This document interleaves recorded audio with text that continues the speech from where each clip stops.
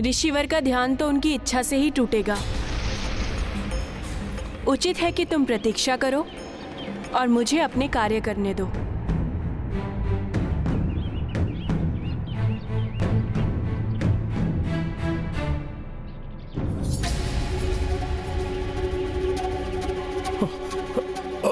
माता, माता, माता, माता, जल लाने में मैं आपकी सहायता करूं?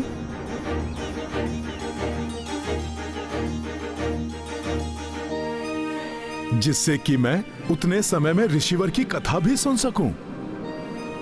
कदाचित ऋषिवर की कथा सुनने से ही कोई ऐसा उपाय मिल जाए जिससे कि मैं इन्हें ध्यान से उठाकर शीघ्र अतिशीघ्र अयोध्या लेकर जा सकूं। गंगे च यमुने चैव गोदावरी सरस्वती नर्मदे सिंधु कावेरी जलेस्मिन् सन्निधिं कुरु। गंगे च यमुने चैव गोदावरी सरस्वती नर्मदे सिंधु कावेरी जलेस्मिन् सन्निधिं कुरु। अब शीघ्र ही पूर्ण सज्जित किया जाए अश्व को।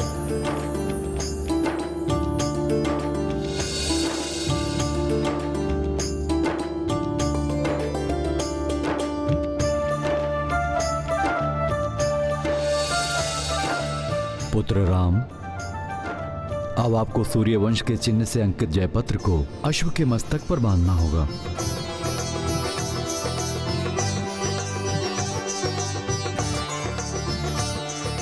अश्व तो अब दिग्विजय यात्रा के लिए पूर्णतया सज्जित हो गया है, किंतु ऋषिवर च्यवन आने वाले हैं, इसलिए हवन आदि और आगे की विधि उनके अनुसार हो तो उचित है। किंतु यदि हनुमान महर्षि च्यवन को मनाने में असफल रहे तो कहीं उनकी प्रतीक्षा करते करते शुभ मुहूर्त का समय ना निकल जाए। हमने सदैव हनुमान पर विश्वास किया है और उन्होंने सदैव हमारे विश्वास की लाज रखी है। हनुमान आज भी असफल नहीं होंगे।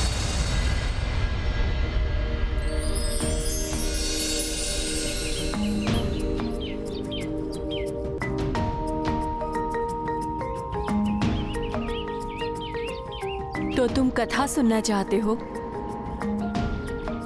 कहां से आरंभ करूं?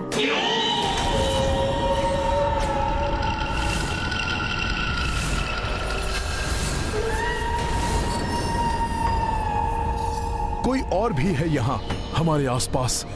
कहीं राक्षस निकुंभ तो नहीं यहाँ पहुंच गया?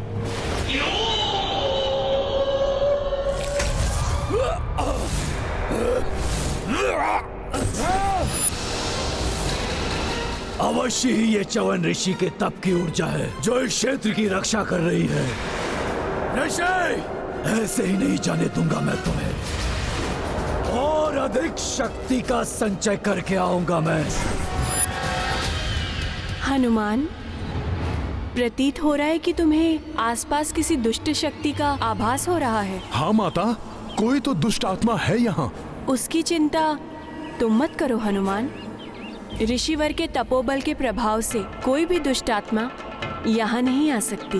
तब तो ऋषिवर के विषय में जानना बहुत आवश्यक है मेरे लिए। कदाचित मेरी समस्या का हल वहीं से निकल आए। उचित है हनुमान। तो सुनो, बहुत समय पूर्व की बात है। ऋषिवर च्यवन कठोर तप में लीन थे। दिन बीते, मास बीते और फिर वर्ष।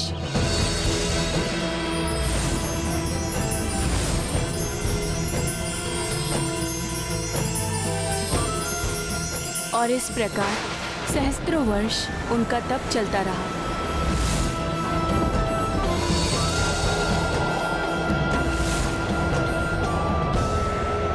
समय के साथ ही उनके तप का तेज इतना अधिक बढ़ गया था कि उनके नेत्रों से प्रज्वलित ऊर्जा निकलने लगी।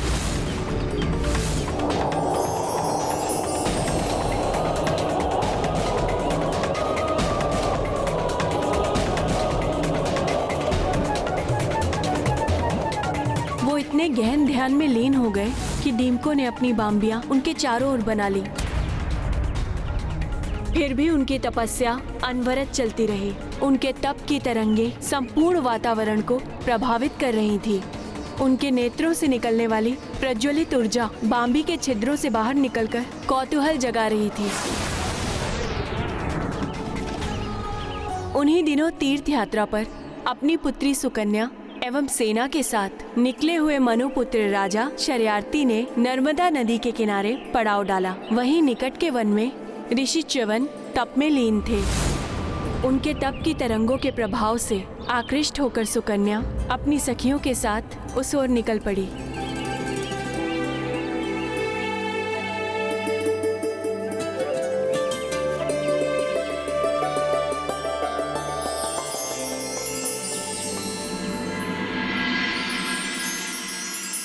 शीघ्र ही राजकुमारी सुकन्या च्यवन ऋषि की देह पर बनी हुई बाम्बियों के निकट पहुंच गई और उनके 2 छिद्रों से निकलते हुए प्रकाश को देखकर उसका कौतूहल और बढ़ गया।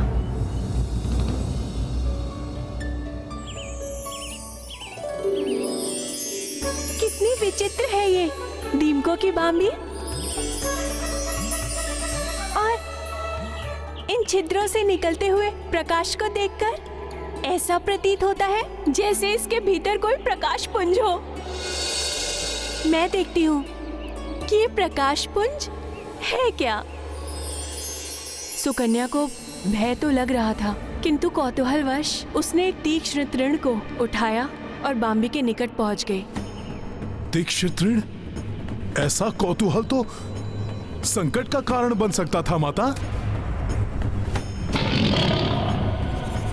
हाँ हनुमान, सत्य से अनभिज्ञ राजकुमारी सुकन्या ने कौतूहलवश उस तीक्ष्ण तृण को बाम्बी के छिद्र में ठोक दिया। माता, कौतूहल तो वैसे अच्छा है, क्योंकि कौतूहल ही नवीन ज्ञान अर्जित करने के लिए प्रेरित करता है। किंतु कौतूहलवश असावधानी से किया गया कार्य कभी कभी घातक भी बन जाता है। हाँ हनुमान, जैसे ही उसने तृण बाहर निकाला उसे छिद्र से रक्त बहता हुआ दिखाई दिया। भयाक्रांत हो गई वो। उसे विश्वास ही नहीं हो रहा था कि वो ऐसी भूल कर बैठी है। तभी एक घायल ऋषिवर को बाम्बी से निकलते हुए देखकर भयभीत सुकन्या अपनी सखियों के संग वहाँ से भाग निकली। राजकुमारी सुकन्या, ये तो कोई ऋषि है, चलिए यहाँ से। ऋषिवर का क्रोध अपने चरम पर था। राजकुमारी सुकन्या, मेरी सहस्त्रों वर्षों की तपस्या भंग कर दी तुमने, और ये संसार देखता रह गया। इस अपकृत्य का दंड तुम ही नहीं, समस्त सृष्टि भोगेगी। नष्ट कर दूंगा मैं सब कुछ, कोई नहीं बचेगा मेरे कोप से।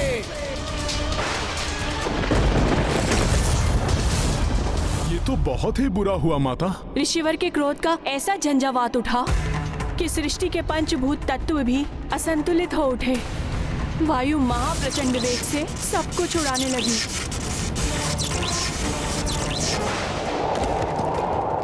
नदियों के जल ने भीषण रूप धारण कर लिया। स्वच्छ आकाश सहसा ही घने मेघों से छा गया। वेग की आंधियों ने श्वास लेना दुर्भर कर दिया था। अतः कोई गिरकर अचेत हो रहा था तो कोई प्रचंड वायु में उड़ रहा था। ये धूल भरी आंधी, सांस लेना भी कठिन हो रहा है। ऋषिवर के क्रोध से चारों ओर विनाश लीला आरंभ हो गई। सुकन्या ने अपने पिता से जाकर सब कुछ बता दिया। स्तब्ध रह गए थे महाराज शर्याती। वायु के थपेड़ों में धूल भरी आंधियों का सामना करते हुए वे किसी प्रकार ऋषिवर के पास जा पहुंचे।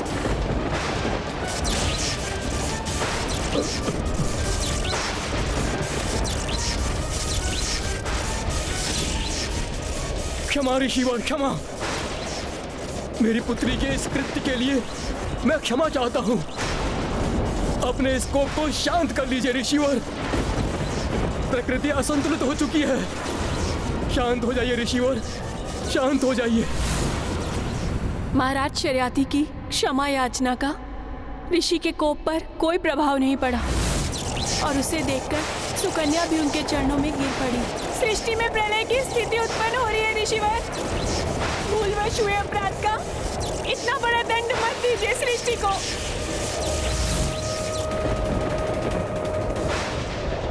भूलवश किया गया हो या जानते हुए, अपराध अपराध होता है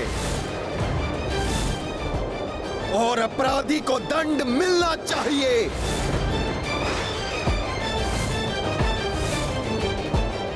तो मुझे दंड दीजिए, अपराध मुझसे हुआ है और मैं इसके प्रायश्चित के लिए प्रस्तुत हूँ ऋषिवर। तुम करोगी प्रायश्चित? मेरे जीवन भर की तपस्या को भंग किया तुमने, तो आजीवन मेरी सेवा करने का प्रण लो, विवाह करो मुझसे।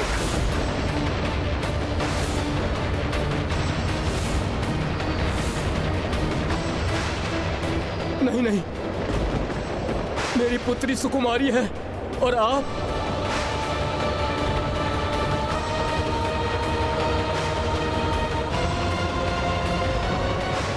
स्वीकार है मुझे, विवाह करूंगी मैं आपसे। सदैव आपकी सेवा का प्रण लेती हूं मैं, किंतु ये विनाश लीला अब रोक लीजिए।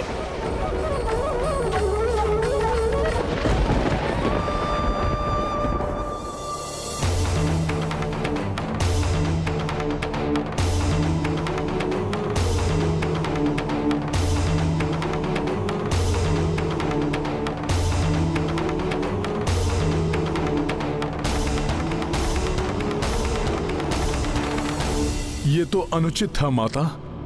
फिर क्या हुआ? विवाह हुआ या नहीं?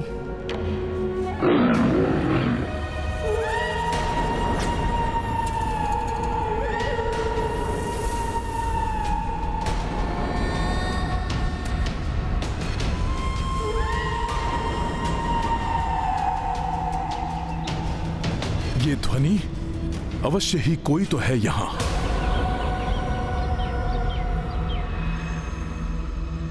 विवाह हुआ हनुमान। सुकन्या अपने पति को इष्ट देव मानकर दिन रात उनकी सेवा में जुट गई। पतिव्रत धर्म का पालन, सदाचरण एवं वर्षों की अनवरत सेवा को देखकर एक दिन ऐसा भी आया जब ऋषिवर सुकन्या पर प्रसन्न हो गए।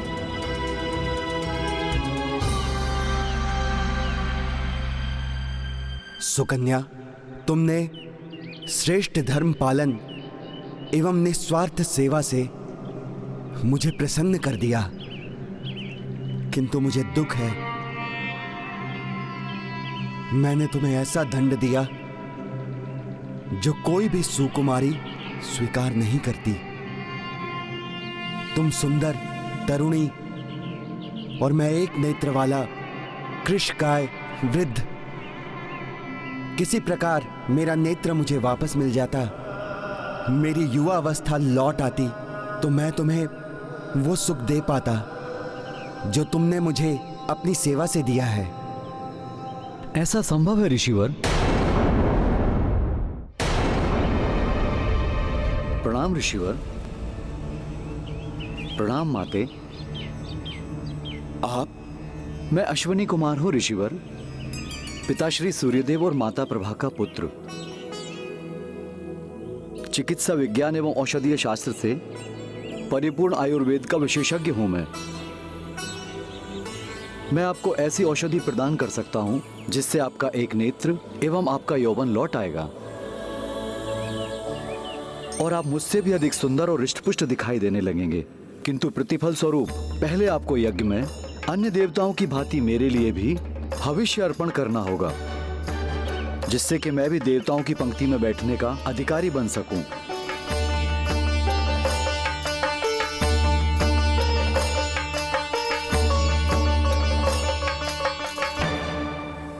अवश्य ही ये देवी सुकन्या के श्रेष्ठ धर्म पालन एवं ऋषिवर के तपोबल का परिणाम था, जो अश्वनी कुमार स्वतः ही उनकी सहायता के लिए प्रेरित हुए।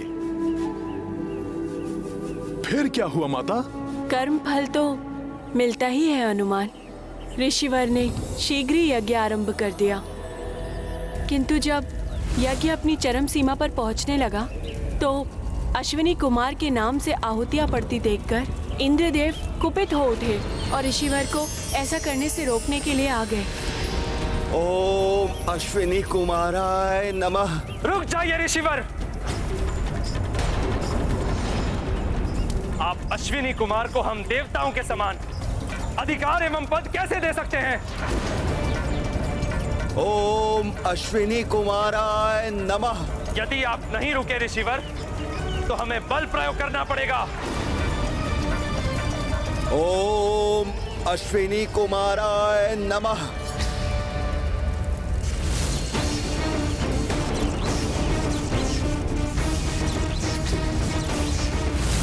ओम अश्विनी कुमाराय नमः। आप ऐसे नहीं रुकेंगे ऋषिवर।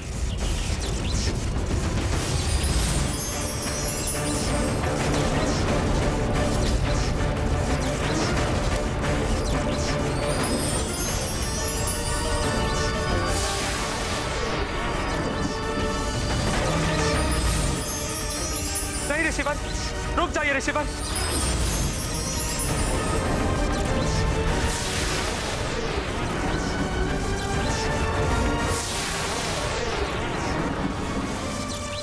क्षमा ऋषिवर च्यवन, क्षमा। रोक लीजिए अपने कोप को।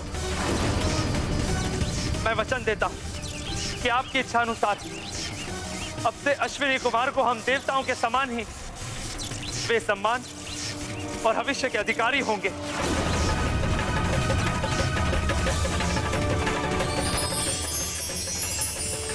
शांत हो जाइए ऋषिवर, क्षमा कर दीजिए इंद्रदेव जी को।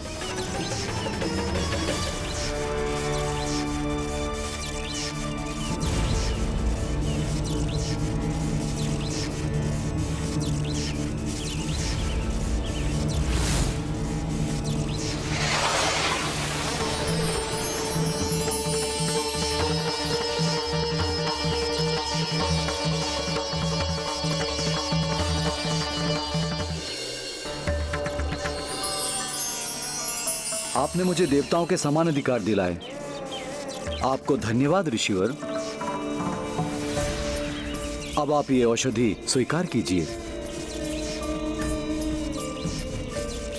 इसके सेवन से आपकी दृष्टि लौट आएगी और आप पुनः युवावस्था को प्राप्त हो जाएंगे।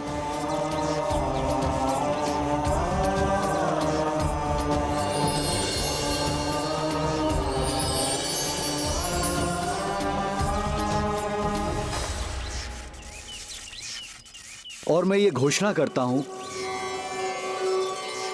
भविष्य में ये औषधि आपके नाम से ही प्रचलित होगी। च्यवनप्राश के ही नाम से सब इसे जानेंगे।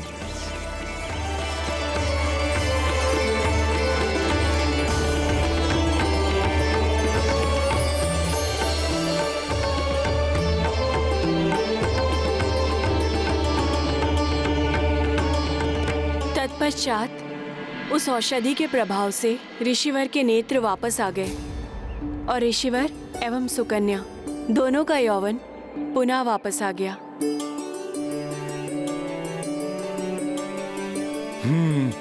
मैं पहचान गया माता, आप ही राजकुमारी सुकन्या है ना?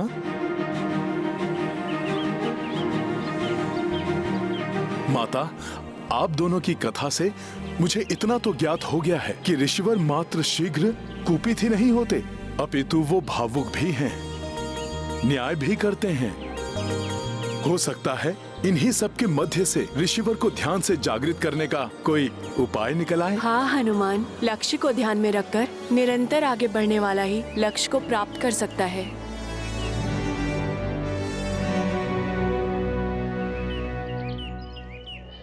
माता, कथा सुनते सुनते हम यहाँ कब पहुँच गए ज्ञात ही नहीं हुआ। अब मैं जल भर कर लाता हूँ।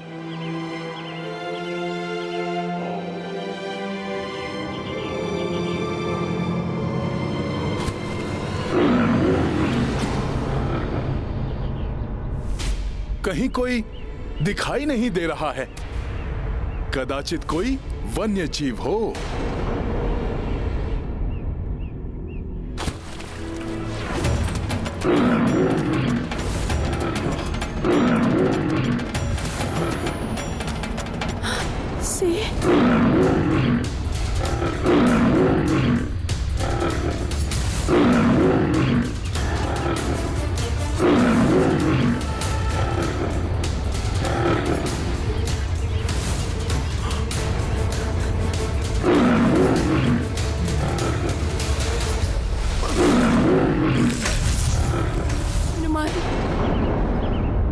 हिंसा ऋषिवर के सिद्धांतों के विपरीत है,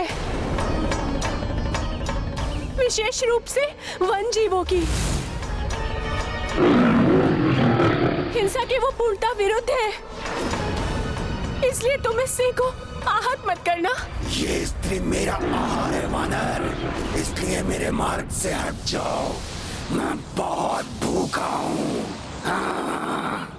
ऋषिवर च्यवन के सिद्धांतों के अनुसार मैं तुम्हें आहत नहीं करूंगा वनराज, किंतु तुम्हें माता को भी आहत नहीं करने दे सकता।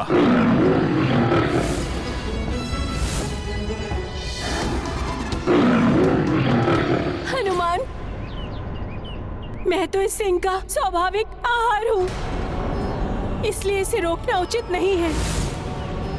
और यदि मेरी देह से किसी जीव की क्षुधा शांत होती है तो ये मेरा सौभाग्य ही होगा। यदि तुमने माता को आहार बना लिया तो ऋषिवर च्यवन की रक्षा कौन करेगा?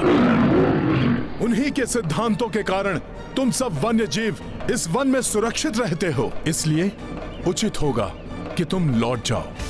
वानर, ये तो विधि का विधान है कि हम सिंह किसी को भी अपना आहार बना सकते हैं। यदि तुम इस स्त्री को बचाना चाहते हो तो उसके स्थान पर तुम्हें मेरा आहार बनना स्वीकार करना होगा।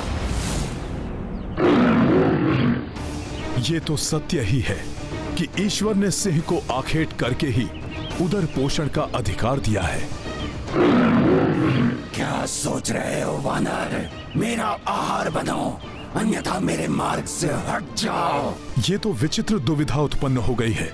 यदि मैं स्वयं को प्रस्तुत करूं तो प्रभु का कार्य अपूर्ण रह जाएगा, और यदि मैंने सिंह का प्रस्ताव स्वीकार नहीं किया तो माता की रक्षा नहीं हो पाएगी। विकट परिस्थिति किसी भी व्यक्ति के जीवन में आ सकती है, किंतु ऐसे में उसे विवेक नहीं खोना चाहिए।